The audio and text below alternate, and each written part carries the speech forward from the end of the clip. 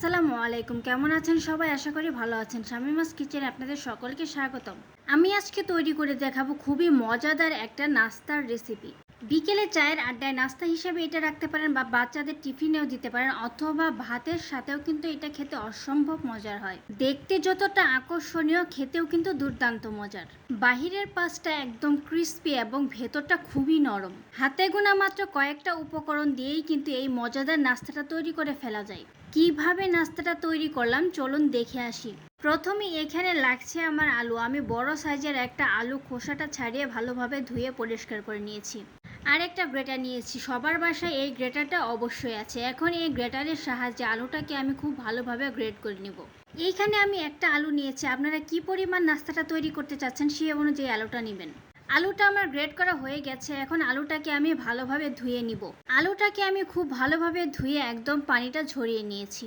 এখন এইখানে আমি কিছু ইনগ্রেডিয়েন্টস অ্যাড করব। স্বাদ মতো লবণ, 1 চা চামচ হলুদের গুঁড়া, 1 চা চামচ মরিচের গুঁড়া, 1 চা চামচ জিরার গুঁড়া।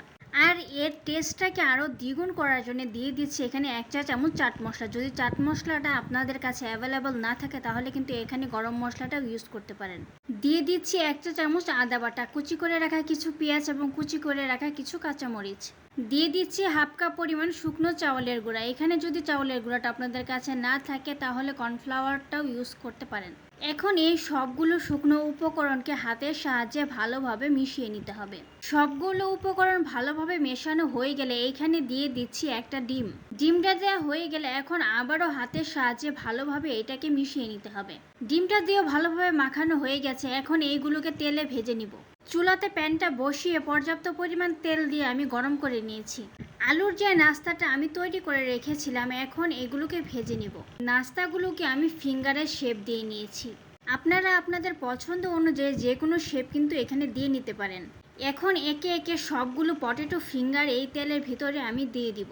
সবগুলো দেওয়া হয়ে গেলে প্রত্যেকটা পার্টকে উল্টিয়ে পাল্টে আমি একদম লাল লাল ক্রিস্পি করে ভেজে নিব। একটা পার্ট কিন্তু আমার খুব ভালোভাবে লাল লাল করে ভেজে নেওয়া হয়ে গেছে। এখন সবগুলোকে আমি উল্টিয়ে দিব।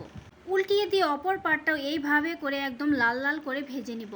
সবগুলো পটেটো ফিঙ্গার এখানে আমার লাল লাল করে ভেজে নেওয়া হয়ে গেছে। এখন একটা ছাঁকনির সাহায্যে এগুলোকে উঠিয়ে নিব। তেলটাকে সম্পূর্ণভাবে ছাড়িয়ে এটাকে উঠিয়ে নিতে হবে। এখন এইটা একদম রেডি টু সার্ভ। তৈরি হয়ে গেল আমার খুবই মজাদার পটেটো ফিঙ্গার। এইভাবে যদি একটু ভিন্ন করে বাচ্চাদের তৈরি করে দিন তাহলে কিন্তু বাচ্চারা খুবই পছন্দ করে খাবে।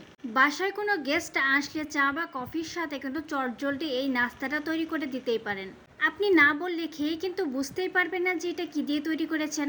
এতটাই মজার হয় এই নাস্তাটি। বাসায় যদি কখনো এইভাবে পটেটো ফিঙ্গার তৈরি করে না থাকেন তাহলে আমার ফুড রেসিপিটি দেখে আপনিও তৈরি করে ফেলতে পারেন।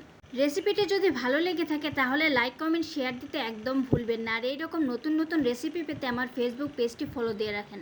যদি ইউটিউব চ্যানেল থেকে দেখে থাকেন তাহলে চ্যানেলটি সাবস্ক্রাইব করে পাশে থাকা বেল আইকনটি অন করে দিন। ধন্যবাদ।